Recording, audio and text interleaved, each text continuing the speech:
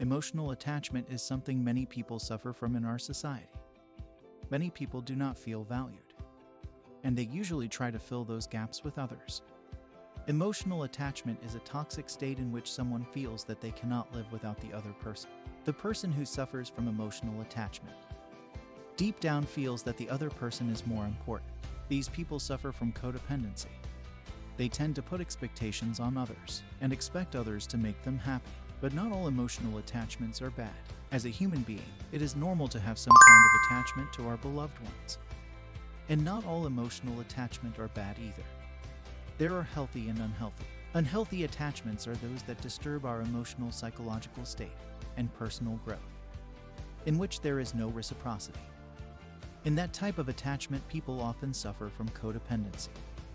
How can we know if an emotional attachment is unhealthy? Or how can we identify a codependent person? People who suffer from that attachment usually are very insecure people. They always ask for the opinion of others because they think that others are more important than them. They almost never have their own criteria.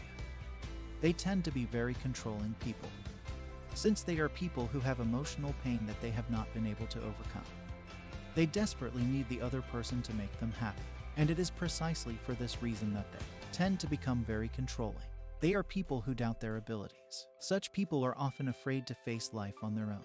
They tend to look for safe and firm people to help them face the conflicts of life. But most of the time they usually meet abusive people, psychopaths or narcissists. These people have a pattern of choosing partners that is always repeated, as they can't be alone because it costs them too much. They fill that void looking for someone else, and so repeat the same pattern over and over again. But do not worry.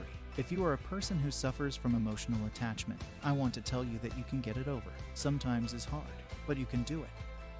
1. Stop feeling insufficient. You are worth a lot.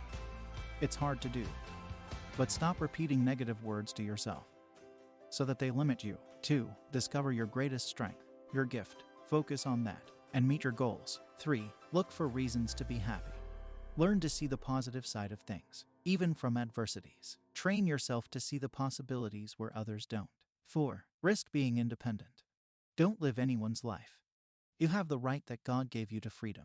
We are human beings. We all need some degree of dependency. The key is to look for the healthy dependencies and mature enough to recognize them.